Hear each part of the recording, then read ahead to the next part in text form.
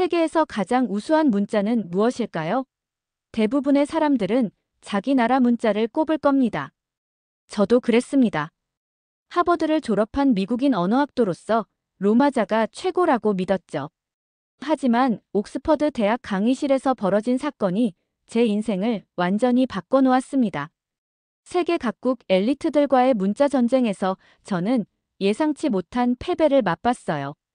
그런데 그 패배가 오히려 저에게 새로운 세계를 열어주었습니다. 한 문자가 살아남기 위해 얼마나 많은 사람들의 희생과 사랑이 필요한지, 그 가치는 어디에 있는지 깨달았죠. 오늘 제 이야기를 들으시면 여러분도 한글을 다른 시선으로 보게 될 겁니다. 본 영상은 스토리를 재구성한 이야기입니다. 여기서 잠깐, 여러분들의 구독과 좋아요는 대한민국의 위대함을 널리 알리는 큰 힘이 됩니다. 저는 루카스 앤더슨입니다. 언어학을 사랑하는 미국 출신 대학원생이죠.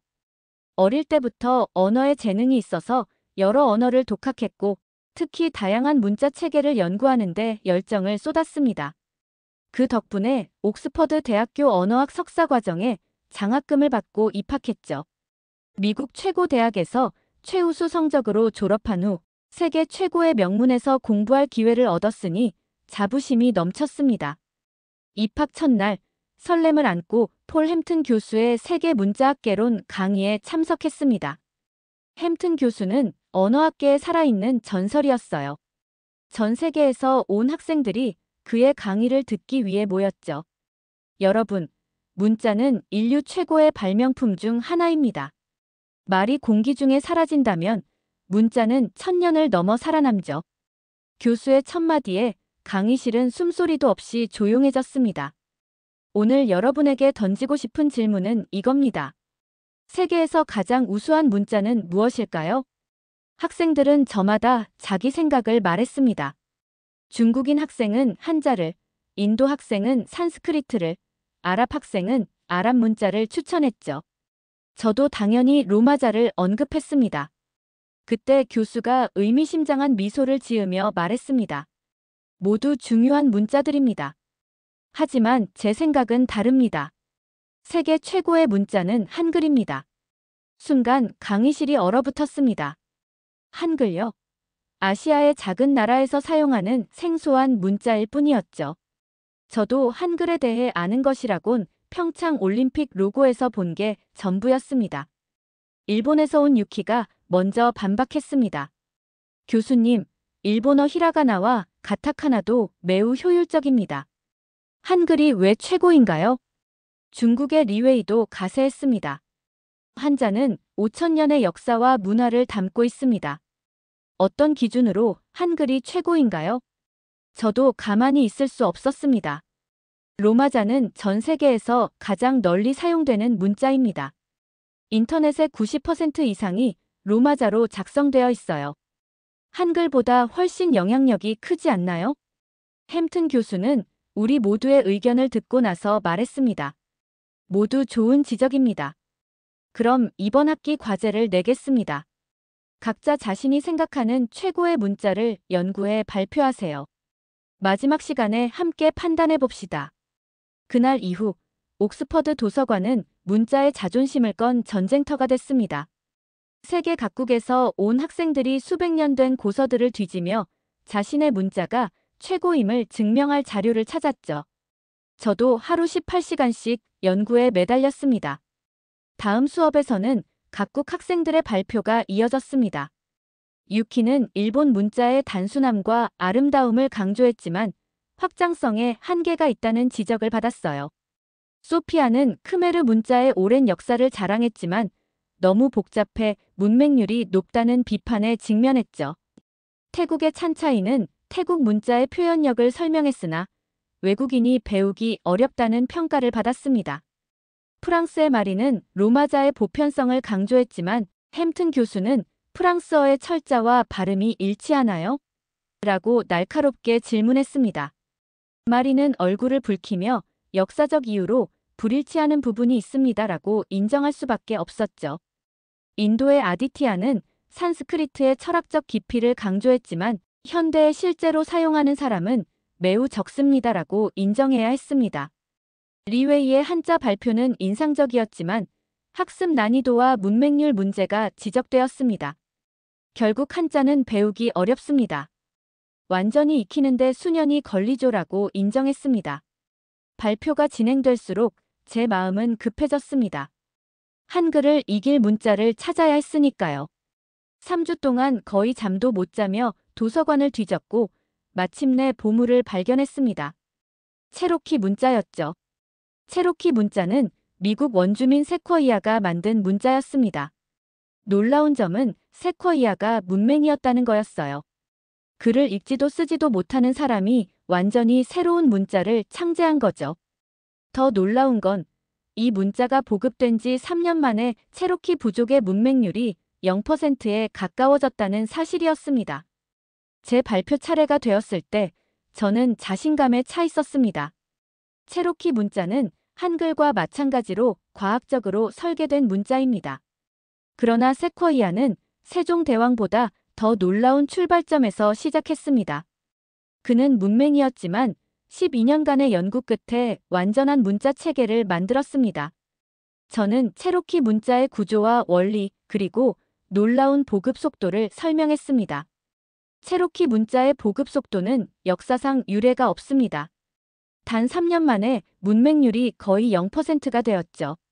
이는 한글의 보급 속도보다 훨씬 빨랐습니다. 발표를 마치자 강의실에서는 큰 박수가 터져 나왔습니다. 햄튼 교수도 만족스러운 표정을 지었죠. 루카스, 훌륭한 발표였습니다. 체로키 문자는 정말 놀라운 성취입니다. 승리감에 가슴이 부풀었습니다. 그런데 그때 교수가 한마디를 덧붙였습니다. 그런데 한 가지 질문이 있습니다. 체로키 문자는 지금도 살아있습니까? 순간 강의실이 조용해졌습니다. 저는 체로키 문자의 현재 상황을 제대로 조사하지 못했거든요. 글쎄요. 일부 사용되고 있을 것 같습니다만. 교수는 부드럽게 말했습니다. 안타깝게도 체로키 문자는 현재 소수의 학자와 일부 부족민들만 사용하고 있습니다. 약 2만 명 정도가 이해할 수 있지만 실제로 일상에서 사용하는 사람은 수백 명에 불과합니다. 사실상 소멸 위기에 처했죠. 순간 제 자신감은 무너져 내렸습니다. 그때 교수는 한글에 대한 이야기를 시작했습니다. 한글은 단순히 과학적으로 우수한 문자가 아닙니다. 한글의 진정한 위대함은 그것을 지켜온 사람들의 이야기에 있습니다. 교수는 일제강점기에 한글 사용이 금지되었을 때도 지하에서 가르친 교사들, 전쟁 중에도 계속된 문맹 퇴치 운동, 그리고 디지털 시대에도 한글을 지키기 위해 노력하는 한국인들의 이야기를 들려주었습니다. 문자의 생명력은 그 구조나 역사가 아닌 사람들의 사랑에서 비롯됩니다. 한글은 사람들이 목숨 걸고 지켜온 문자입니다. 그래서 오늘날까지 살아남았고 더 강해졌죠. 교수의 말을 들으며 제 마음속에 무언가가 울렸습니다. 체로키 문자는 기술적으로는 우수했을지 몰라도 그것을 지켜내는 민족의 의지가 부족했던 거였습니다.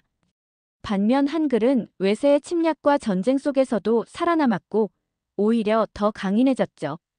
마지막 수업에서 저는 다시 발표대에 섰습니다. 이번에는 겸손함과 깨달음을 안고서요. 제가 체로키 문자를 연구하면서 깨달은 것이 있습니다. 문자는 경쟁의 대상이 아니라 이해와 존중의 대상이라는 점입니다. 저는 체로키 문자의 우수성을 인정하면서도 그것이 살아남지 못한 이유를 분석했습니다. 반면 한글은 어떻게 살아남았는지, 그 과정에서 얼마나 많은 사람들의 헌신이 있었는지 이야기했죠. 문자의 진정한 가치는 그것을 얼마나 사랑하느냐에 달려 있습니다. 한글은 세종대왕이 만들었지만 한국 국민들이 지켜냈습니다. 이것이 한글이 세계 최고인 진짜 이유라고 생각합니다. 발표를 마치자 햄튼 교수가 제 어깨를 두드렸습니다. 루카스, 당신은 진정한 학자의 자세를 보여주었습니다. 자신의 주장을 넘어 더 깊은 진실을 발견했으니까요. 그 학기가 끝난 후 저는 한국어를 배우기 시작했습니다. 한글의 과학적 원리와 그것을 지켜온 사람들의 이야기에 감동받았기 때문이죠. 처음에는 낯설었지만 자음과 모음의 체계를 이해하고 나니 일주일 만에 읽을 수 있게 되었습니다. 햄튼 교수가 말했던 한글의 우수성을 직접 느낄 수 있었죠. 이듬해 봄, 저는 교환학생으로 서울대학교에 갔습니다. 한국에서 저는 세종대왕 기념관을 방문해 한글 창제의 역사와 배경을 더 자세히 배웠습니다. 한국인 친구 민영은 제게 할머니가 일제시대에 한글을 몰래 가르쳤던 이야기를 들려주었고, 저는 그때 문자를 지키려는 사람들의 사랑이 무엇인지 진정으로 이해했습니다. 지금 저는 미국 콜롬비아 대학교에서 한국학을 가르치고 있습니다. 제 첫 수업은 항상 세계에서 가장 우수한 문자는 무엇일까요? 라는 질문으로 시작됩니다. 제가 만든 한국어 교재는 사랑으로 살아남은 문자라는 제목을 달고 있죠. 단순히 한글을 가르치는 것이 아니라 한글의 역사와 그것을 지켜온 사람들의 이야기도 함께 전합니다. 가끔 한국 친구들이 묻습니다. 루카스, 왜 하필 한글에 관심을 갖게 된 거예요? 그럴 때마다 저는 웃으며 대답합니다. 처음엔 이기고 싶어서였습니다. 하지만 지금은 사랑하기 때문이죠. 문자의 가치는 그것을 얼마나 사랑하느냐에 달려 있습니다. 한글은 한국인들의 사랑으로 살아남았고, 이제는 세계인의 사랑을 받고 있습니다. 그것이 한글이 진정으로 위대한 이유입니다. 여러분의 한글 사랑, 앞으로도 영원히 계속되길 바랍니다. 세종대왕이 만들고 백성이 지켜낸 이 아름다운 문자가 앞으로도 수천 년 더 빛나길 진심으로 바랍니다. 감사합니다. 여러분의 생각을 댓글에 작성해 주세요. 또한 대한민국의 위대함을 널리 알리기 위해 구독, 좋아요로 함께 해주세요.